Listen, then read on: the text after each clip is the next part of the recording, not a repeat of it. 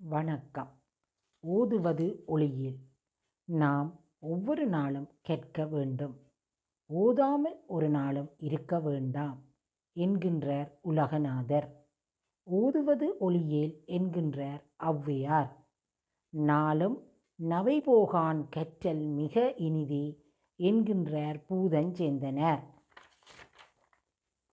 ஆற்றும் இளமைக்கண் கற்கலான் மூப்பின்கண் போற்றும் எனவும் புணருமோ ஆற்றச் சுரம்போக்கி உள்கு கொண்டார் இல்லையே இல்லை மரம்போக்கி கூலி கொண்டார் என்கின்றார் முண்டுரை அரையனார். கல்விகரையில கற்பவர் நாள் சில மெல்ல நினைக்கின் பிணிபல தெள்ளிதின் ஆராய்ந்து அமைவுடைய கற்பவே நீரொழிய பால் உன் குருகின் தெரிந்து என்கின்றார் சமண முனிவர்.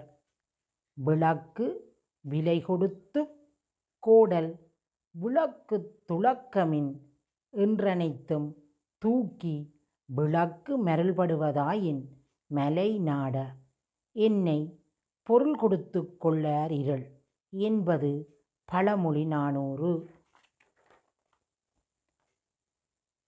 கண்ணை துயின்று அவமே காலத்தை போக்காதே என்கின்றார் மாணிக்க வாசகர். காலம் பொன்னானது போனால் வராது. எனவே இத்தகைய பெறுமதி வாய்ந்த காலத்தை நித்திரையோடு வீணே செலவிடாது அதிகாலையில் எழுந்து நீராடி இறை வழிபாடு மேற்கொண்டு செய்ய வேண்டிய கர்மங்களை ஆற்றுதல் வேண்டும். காலை எழுந்தவுடன் படிப்பு, பின்பு கனிவு கொடுக்கும் நல்ல பாட்டு, மாலை முழுதும் விளையாட்டு என்று வழக்கப்படுத்தி கொள்ளு பாப்பா என பாரதியார் சிறார்களை காலை எழுந்தவுடன் படியுங்கள் என்கின்றார். இளமைக்கல்வி சிலையில் எழுத்து என்பார்கள். கல்லில் பொறிக்கப்பட்ட எழுத்து போல் இளமையில் கேட்கும் கல்வி மனதில் நிலையாக பதியும். இதனால் தான் ஔவையார் ஆத்திசூடியில் இளமையிற்கல் என்கின்றார். மாணவ பருவமாகிய இளமை காலத்திலேயே கற்றல் நன்று. இதுவே உயர்வான தேர்ச்சிகளை பெற உதவுவதோடு பயனையும் கொடுக்கும். இக்காலத்தில் கல்லாது முதுமையில் கற்பதானது பயனற்றது. எனவே கற்க வேண்டியவற்றை இளமையிலே கற்றிட வேண்டும். ஆற்றச் சுரம்போக்கி உள்கு கொண்டார் இல்லையே இல்லை மரம்போக்கி கூலி கொண்டார் என்பது பழமொழி 400. செல்ல வேண்டிய வழியை கடந்து மிக தூரம் சென்றபின் மீண்டும் அவ்விடத்தை சென்று சேர்வதென்பதும், கூலியை பேசாமல் படகில் பயணித்து மறுகரை சென்றபின் கூலியை பெறுவதும் கடினமானது. இதுபோல காலத்தை கடத்தாது இளமையிலே கற்க வேண்டும். இன்றைய சிறார்கள் தான் நாளைய உலகை ஆளப்போகும் பெரியோர்கள். ஆகையால் நீங்கள் இளமையில் நன்கு கற்று அறிவுடையவர்களாய் ஒற்றுமையுடன் நாளைய உலகை திறன்பட ஆட்சி செய்யுங்கள்.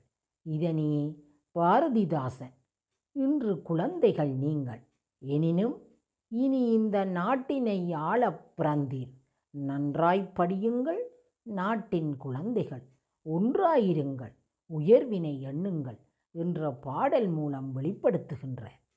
நாம் ஒவ்வொரு நாளும் படிக்க வேண்டும் என்பதை ஓதாமல் ஒரு நாளும் இருக்க வேண்டாம் என்று உலக நீதியும் ஒவ்வொரு நாளும் வெறுப்பின்றி விருப்போடு படிக்க வேண்டும் என்பதனை நாளும் நவை போகான் கற்றல் மிக இனிதே என இனியவை 40 படிப்பதை நிறுத்திவிடக்கூடாது என்பதனை ஓதுவது ஒளியேல் என ஆத்திசூடியும் குறிப்பிடுகின்றன. நாம் இந்த பூமியில் வாழப்போகும் காலம் சில. இதில் நோய் பிணிகளோடும் இன்ப துன்பங்களோடும் அன்றாட கடன்கள் வேலைகளோடும் உறக்கத்தோடும் போகும் காலம் போக எஞ்சுவது சொற்ப காலமே. இக்காலத்தில் எல்லாவற்றையும் கற்றுவிட இயலாது.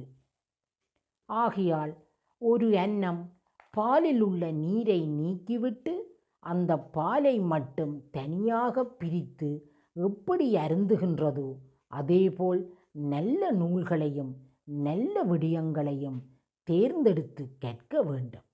அறியாமை என்னும் இருளை நீக்கும் ஒளிவிளக்கு கல்வி. ஒருவர் விளக்கின் ஒளி மங்கலாக இருக்கும் பொழுது பொருள் கொடுத்து நெய்யை வாங்கிவிட்டு விளக்கை பிரகாசமாக ஒளிரச் செய்தார். இதனை பொருள் கொடுத்து கொள்ளார் இருள் என்ற பழமொழியூடாக நல்ல நூல்களை தேர்ந்தெடுத்து கற்று வாழ்வில் பிரகாசிக்க வேண்டும் என முன்றுரை அரியனார் கூறியுள்ளார். மனிதன் நூல்களை கற்பதனாலேயே விலங்கில் நின்றும் மனிதனாக உயர்நிலை பெறுகின்றான். விலங்கொடு மக்கள் அணியர் இலங்கு நூல் கற்றாரொடு ஏனியவர் என்பது திருக்குறள். பற்பல நாளும் பழுதின்றி பாங்குடைய கற்றலிற்கால் இனியது என்பது இனியவை 40. நீரளவே ஆகுமாம் நீராம்பல் தான் கற்ற நூலளவே ஆகுமாம் நுண்ணறிவு என்பது மூதுரை. ஒருவன் நூல் கற்கும் அளவிற்கு ஏற்ப அவனது நுண்ணறிவும் உயரும். எனவே நன்மை செய்யும் நல்ல நூல்களை கற்று வாழ்வில் உயர்வடைய வேண்டும். புத்தகங்கள் கூட சில சுவைக்கப்பட வேண்டியவை, சில விழுங்கப்பட வேண்டியவை, மிகச் சிலவே சப்பி ஜீரணிக்கப்பட வேண்டியவை என்கின்றார் பிரான்சிஸ் பேகன். துணியில் உள்ள கிழிசல்களை ஊசி நூல் செம்மைப்படுத்தும். மனதில் உள்ள கிழிசல்களை நல்ல நூல்கள் செம்மைப்படுத்தும். நன்றி.